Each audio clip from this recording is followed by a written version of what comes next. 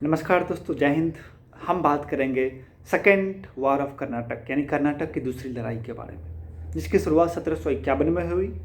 उस समय गवर्नर फ्रांसीसियों की तरफ से डुप्ले साहब थे, और जब यह युद्ध समाप्त हुआ उस समय गवर्नर थे चार्ल्स रॉबर्ट गोइडेहू, याद रखिएगा।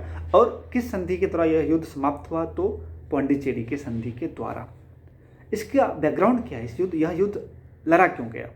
तो लड़ा गया चूँकि भारत के राजाओं में भी गद्दी को लेके लालच था, है ना।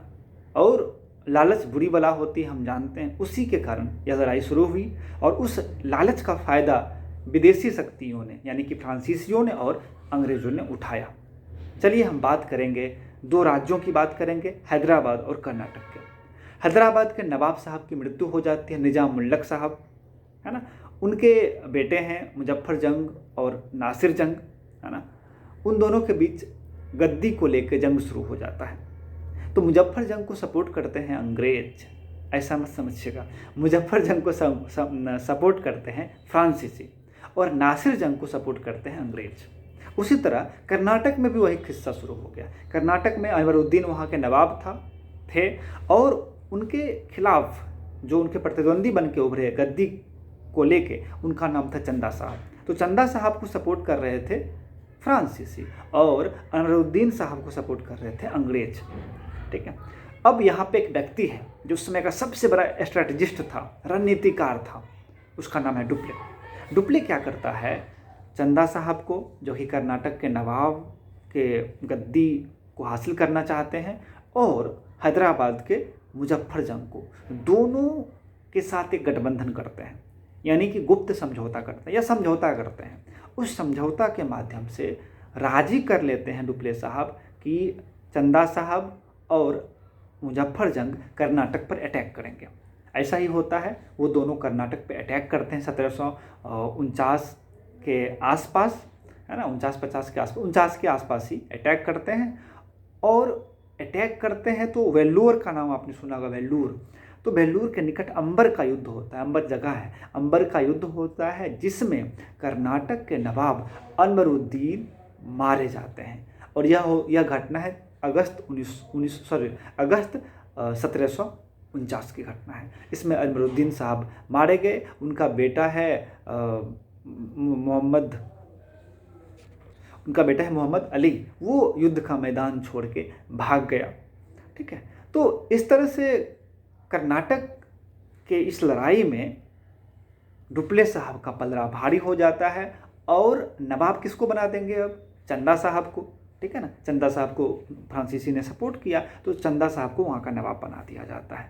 तो ये बात यहीं पे समाप्त हुई। लेकिन अब बदले की भावना आई अंग्रेज़ों में। तो अंग्रेज़ क्या करेंगे? अब नासिर जंग, जो कि हैदराबाद के नवाब के गद्दी के लिए लड़ रहे हैं, तो उनको उकसाएगा कि चलो भैया तुम अटैक करो कर्नाटक पे। तो नासिर जंग अटैक करते हैं कर्नाटक पे। अटैक करके वो मुजफ्फर जंग वहीं पे रहते हैं, तो मुजफ्फर जंग को बंदी बना लेते हैं। मुजफ्फर जंग को बना लिया गया बंदी, है ना। उसमें तो मुजफ्फर जंग को बंदी बना लिए, तो अब डुप्ले क्या करेगा? डुप्ले फिर कूटनीतिक रणनीति अपना एक चलेगा, और नासिर जंग के जो ऑफिसर हैं आर्मी के, उनको मिला लेगा प्रलोभन देके, पैसा देके, है ना, कुछ क्षेत्र देके। और फाइनली नासिर जंग की 1750 के आसपास हत्या भी करा दी जाती है, याद रखिएगा, ठीक है। हत्या करा दिया। अब एक और दुश्मन समाप्त हो गया इन लोगों का। अब मुजफ्फर जंग को नवाब घोषित कर दिया जाता है, लेकिन दुर्भाग्यवश मुजफ्फर जंग हैदराबाद के नवाब बनने से पहले ही उनकी भी क्या होती है?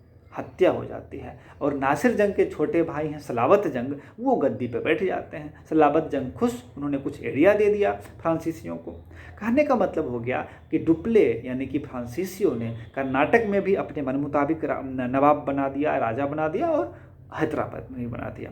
अब अंग्रेज़ों की पलटवार की बारी थी, वो कब तक शांत रहेंगे, है ना। गवर्नर बन के आते हैं मद्रास के, उनका नाम है सॉन्डर्स। सॉन्डर्स क्या करते हैं? अटैक करते हैं आर्मी लेकर कर्नाटक पे ही, और कर्नाटक पे त्रिचनापल्ली नामक जगह पे अटैक करते हैं वो, ठीक है। वहाँ लड़ाई शुरू होती है। इसी बीच क्लाइव जो है वो एक मतलब नया पॉइंट ऑफ व्यू लेके आता है, और क्लाइव कुछ अलग सोच के अटैक कर देता है कर्नाटकों की राजधानी अर्काट पे। याद रखिएगा, अर्काट पे अटैक कर दिया क्लाइव, और उधर तिरुचिरापल्ली में क्या नाम है उनका, सॉन्डर्स साहब।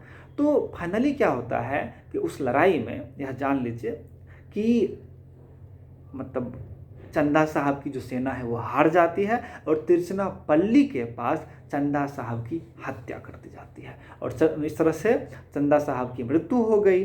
और फिर अब कौन गद्दी पे बैठेगा, तो भागा जो था युद्ध के मैदान से अनरुद्दीन का लड़का बेटा, क्या नाम है उसका, मोहम्मद अली। तो मोहम्मद अली को कर्नाटक का नवाब बना दिया जाता है अंग्रेज़ों के द्वारा। तो अंग्रेज़ों ने, होता ना चिट और पट की कहानी, तो अंग्रेज़ों ने एक अगला चाल चला, फिर वहाँ पे एक राजा बना दिया अपने हिसाब से। अब डुप्ले जो है वो मतलब फिर भी धैर्य रखा। डुप्ले के लिए एक दुखदाई खबर था, या उसके लिए एक हार थी, लेकिन उस हार को उन्होंने टेम्पररी लिया और उन्होंने पेशेंस रखा, ठीक है। और दोबारा से डुप्ले साहब क्या करते हैं, तिरुचिरापल्ली पे अटैक करते हैं, 1753 के आसपास अटैक करते हैं, और लर्न और जीतना भी शुरू कर दिया था उन्होंने। याद रखिएगा, थोड़ा हारते भी जीतते भी, हार जीत होते रहता है इन दोनों का।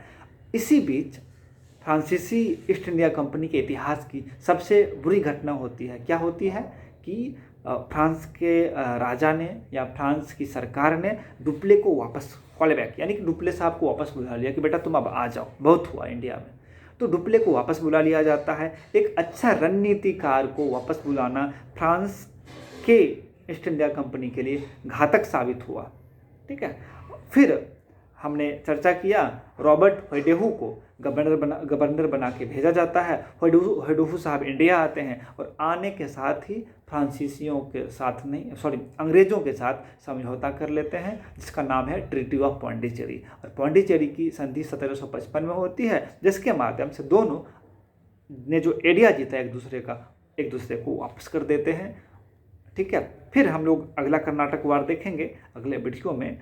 और 1755 में जो संधि हुई ज़्यादा दिन तक टिक नहीं सकी, चूँकि फिर से यूरोप में अंग्रेज और फ्रांसीसी एक दूसरे के खिलाफ लड़ना शुरू कर दिए थे।